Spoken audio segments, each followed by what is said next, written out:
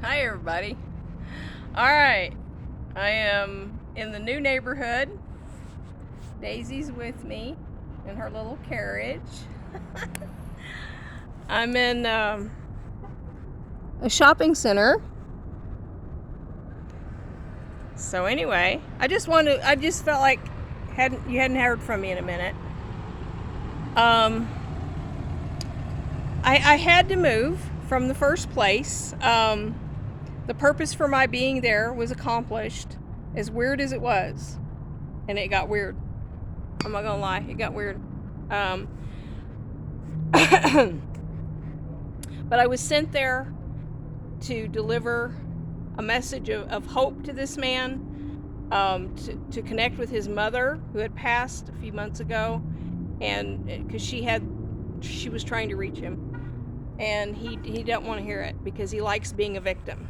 He likes pity me, and the world's against me, and it's like, okay, well, that's your choice. So he's not going to break this pattern, and he's really messed up to the point that he will end up back in prison, actually. My bad.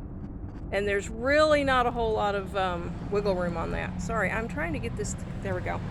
So it was impaired, and he was beginning to get addled, and he wanted to use me as an ATM machine, which I don't mind paying my way through the world, but yeah, there's that, and then there's, you have money, I want it, because I need to buy drugs and I need to drink, and you're going to provide that for me. And it's like, no, I'm not, and my son's not either.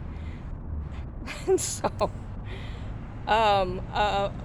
my son has another friend, an actual friend that he knows that I am currently rooming with, so that works out really nice. And okay, anyway, so it's only temporary, because by September 2nd my son will be out of work release, and we will be in a position to have our own place. He bought a car that's got to be tagged, and once that happens, there are jobs here. I can get a hotel desk clerk job here. Being unemployed and sitting at home was circumstantial, but in large part there just wasn't a whole lot of options, and that has changed. And the car gives me opportunity to work first and second shift, because the buses don't run all the time here, but they do run enough. But it's not a convenient way to get around at all. So, but I'm within walking distance of this. I have to cross that street, 26th Avenue, and then everything is right here. A grocery store, an Ace Hardware, the Big Lots, Burger King. I've got everything right here. It's like, wow. And I have bus stops going. I have two bus routes on the corner, literally on the corner. So that's pretty cool. So I'm not complaining about that. I'm not complaining. I look forward to the day, though, that I can unpack my junk and have a house again, have a regular life again, rather than this couch surfing thing. I have a bedroom. Don't get me wrong. I have a bedroom. I have a nice, comfortable bed. But when he gets visits with his daughters, though, that's their room. It's just, bless his heart, he stepped up to the plate to get the old lady out of the bad situation, but this has got to be remedied. Really, it does. And it will be. But things take time. You just have to work through things. It was so weird. I had someone that was telling me before about Norm, that his energy was so dark and so bad. And for some bizarre reason, when I would talk to him, I would get sick at my stomach and I would feel gross. And I didn't understand. He was sending me, this is what I'm feeling.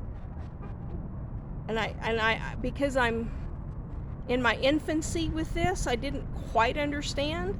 I get it now. I totally get it now that, yeah, this is what you walked into, but I was supposed to walk into it, and I had to walk into it. There was things there, frankly, Colleen wanted me to have some things. She had no other way to get them to me except for me to, and I needed a place to land. I had to be here. I had to have an immediate emergency home, even if the motive was dark, and it was. He had an ulterior motive the whole time. That's okay. Spirit had other ideas. It's like there's things in that house that Miss Colleen wants her to have. She's going to have those things because this is what I want to have happen. We've got a message for Norm of love and hope and encouragement, which he didn't receive. That's on him, but I did try. But he's a hot mess. And so anyway, so here I am, chilling out in Greeley, Colorado. We had a heat wave that was brutal, and finally it's not, this is normal Colorado now. I'm sitting outside and it's all chill. It's all good.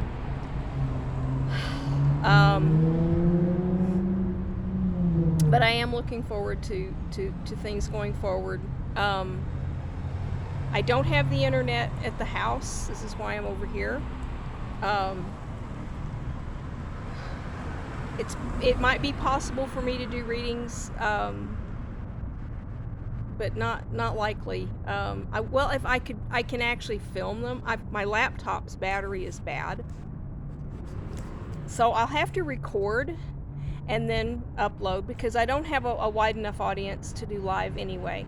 So, but the laptop's brand new and the battery is bad, so I'm taking it to Best Buy tomorrow and getting that handled. What can you do, right? So anyway, the energy where I was very, very dark and very hard to I couldn't navigate it. I could not. I just could not. It was bad. And the man I'm staying with, bless his heart, he's a good soul. He is. He's a good guy. And I'm grateful to him. I'm just so grateful for Jason to have come and got me the way he did. I just want blessings on him. I really do. Just all sorts of because he's waking up. He's in the beginning of his awakening from where he had been. There's a lot of things he understands. He understands that we're supposed to love each other. Period. Just love each other, and let's just not have all this disagreement and stuff. But he's been indoctrinated with Fox noise to the point that he regurgitates their talking points. When you say something, he knows he knows what to regurgitate. I don't know that it means anything. It's a parrot. It's a parrot thing they do, and he can't help that, but at least he's starting to wake up. Bless his heart. He's getting there. He will get there. He is discovering what he doesn't know what to call it. It's called divine masculine, but he doesn't know the name for it. And there's no point in telling him a whole lot of stuff because he wouldn't quite understand it if I tried to tell him, because there's only a level of understanding people have. So you work with what they have where they are, period, But we get along. We watch NASCAR together. We watched some cage matches yesterday. It was great. I'm going to get fat because he keeps ice cream in the freezer. And I don't know what to do. I'm going to be fat. I'm sorry. And he's a tall, lanky thing, and so he can just eat anything, and it doesn't really faze him. It will phase me. I have to be so careful now. we make hot wings for the race or for football. Mine's barbecue. He gets his hot crap and puts it all over his. So anyway. Oh, I know it's been a minute, and I wish I could.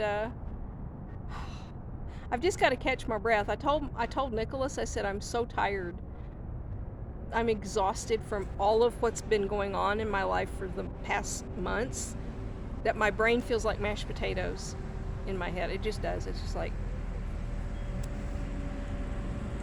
So I have to, yeah. There comes a point where you just don't have any strength. You just don't have anything.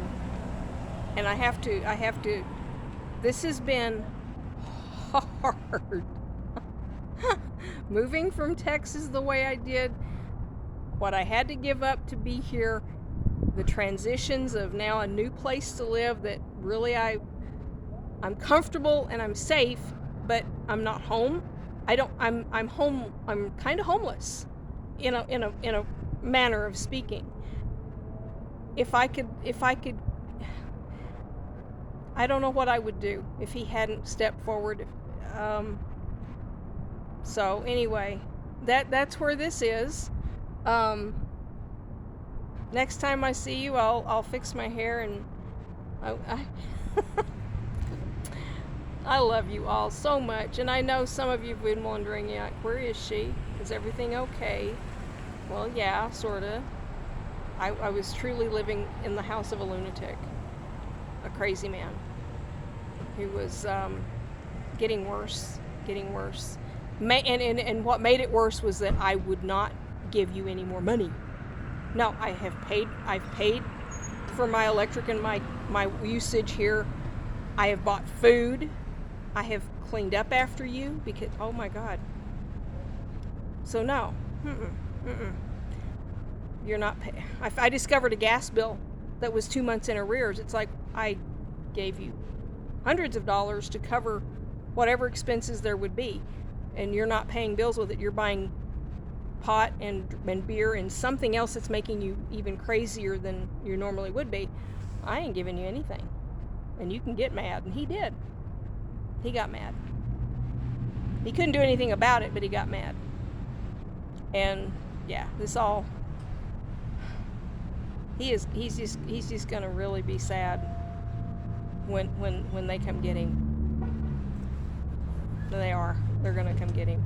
And I needed to not be there when the authorities show up for him. I really needed to not be there. My mail does not go there. You know, I have vanished like a fart in the wind. Excuse me. But really, I had to. But I'm good. We're good now. Everything is fine. Beautiful. Happy Father's Day, by the way. You're going to be seeing this in a little bit, and it's Father's Day. And I all of you guys, that it's your natural kid or it's a child that you've taken that responsibility. Bless your heart, Patrick. Proud of you. You've got a beautiful little family, and I love you to death. And Travis, you're just going places. So I'm good. I'm happy with my boys. I'm happy with all of them. And some of you only have furry babies like me now, and that's okay too. But to all you daddies out there, you rock. So anyway, I'm gonna stop this at 14 or so minutes and get it loaded while I've got the internet, and then me and the dog are gonna, I don't know what we're gonna do. We're gonna walk. We're just gonna look at stuff. All right. Hey, let me.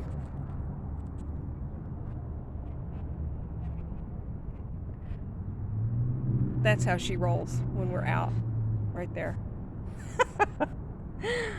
All right, guys. Talk to you later.